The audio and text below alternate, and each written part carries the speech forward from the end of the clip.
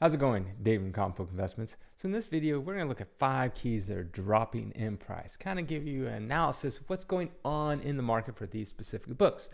Now, some of these books are on this list because you guys asked for it. And so the first one up here, someone requested.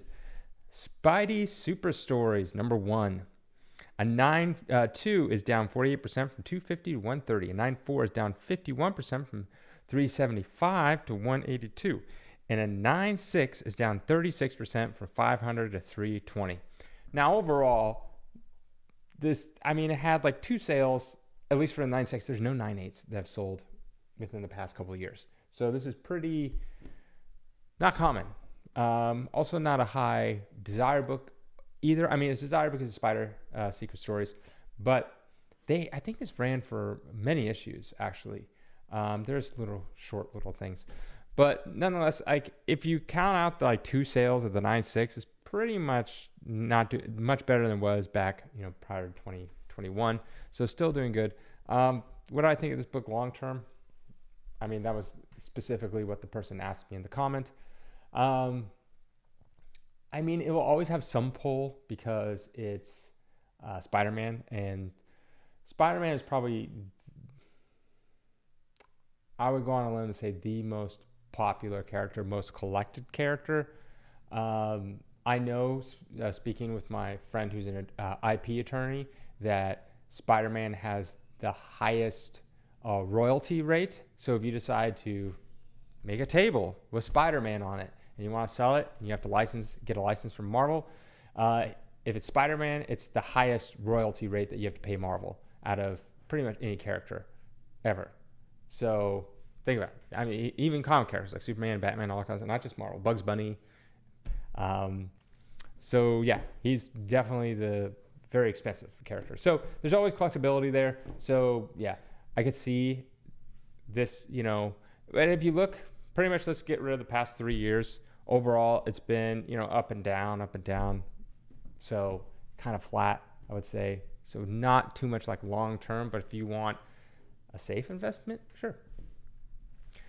Playboy number 1, a 3.5 is down 23% from 3,255 to 2,500. A 4.5 down 47% from 6,700 to 3,500, and a 9.4 down 43% from 210,000. One just sold for 120,000. Yeah. Playboy number 1. Dropped a little, but here's the thing: that 4.5, that record price was back in April. So overall, this book is going up. Overall, long term, going up. I think there's 2 schools of thought on this. So I think Playboy number 1 is a good investment and a good long term. However, Playboy, the brand, is not really popular anymore. They don't make it. I believe they don't make the magazine anymore. I don't know. They got rid of the New Girls, and then they brought them back. I really don't know what's going on. Hugh Hefner's not around. He's not controlling the magazine. The brand will still have. I think this is the brand. It's just slowly going down. How long it takes before the brand eventually goes away, I don't know. But it pretty much, probably the brand itself peaked in like the early 2000s, mid 2000s, somewhere around there. Ever since then, it's been dying out. So while the magazine, obviously the magazine's been dying out for a long time, the brand was still popular. It had like a reality TV show, things like that. It's interesting. Hugh Hefner built it out of nothing. Very interesting guy. Watch a documentary on him. Very cool. But overall, the brand is going to be going down. I don't know. Every generation that comes, they're further and further distance from what Playboy actually was and Playboy as a brand, and it's eventually going to go away. With Hugh Hefner not in charge of it anymore, they don't even know what they're really doing. Now they're kind of more of like they show up at parties and it's like, oh, look, we're the Playboy brand. It's like, oh, you get the bunnies and stuff like that, but it's dying. Trust me, it's dying, and eventually it'll die completely. It'll be like MySpace. It's kind of there, but not really the zeitgeist. So there's two schools of thought. That school of thought is that Playboy is such a huge brand, iconic brand, especially Playboy #1, that #1 could be good investment. And then there's another school of thought saying like, well, as years go by, and I'm talking decades here, as decades go by, Playboy kind of just gets, crap my thumbs, out of the mind, popular, out of pop culture. And so it just becomes not as much. So there's that. But I think Playboy will always hold a special place in people's hearts and other places. And so I don't think you're going to have to worry for the demise of Playboy #1 as a bad investment for many decades. So if you're watching this right now, I don't think you really have to worry about it for another like 20 to 40 years. So I'm just thinking long term. All right, Mr. Miracle #1, a 9.2 is down 59% from 585 to 240. A 9.4 is down 55% from 865 to 390. A 9.6 is down 36%, 1318 and 840. I'm just laughing at the joke that I said earlier. So anyways, Mr. Miracle, I know there's a lot of buzz with like way back in the day, possible movie, not his solo movie, but him showing up. There's going to be like a New Gods movie, and obviously he was probably going to show up. And yeah, nonetheless, it looks like it's honestly been it jumped up, and it looks like it's kind of been stable for the better part of a couple of years. And then recently it's been going down. I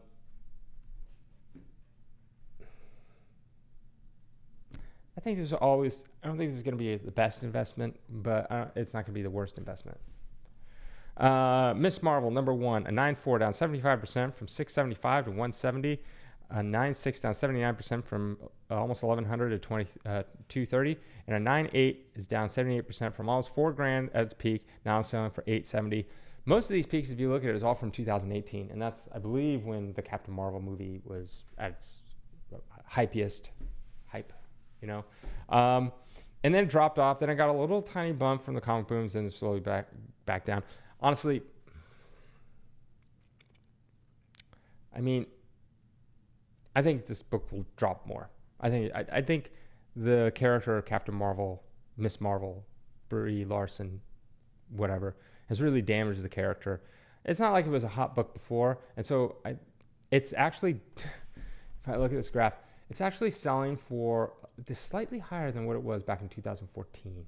So yeah, there's just not enough fans out there to really make this book. $4,000. If you want to ask me, will this get to $4,000? No. That has long come and gone. That won't happen. At least not for everything to go perfect for this character in 20 years. All right, last on the list is Iron Man 55, another requested one. I think this was a 8.0. I don't know. I wrote down the wrong thing. 8.0, 1,100, now selling for 611, down 44%. A 9.2 down 57% from 2,900 to 1,250, and a 9.4 down 37% from 3,240 to now selling for 2,040. This has a lot going for it. Drax, first appearance, and obviously Thanos, first appearance, and I believe Star Fox, first appearance. So I think this will always be a good book. Thanos is not only popular in the MCU, and people love Thanos from the golden age of the MCU,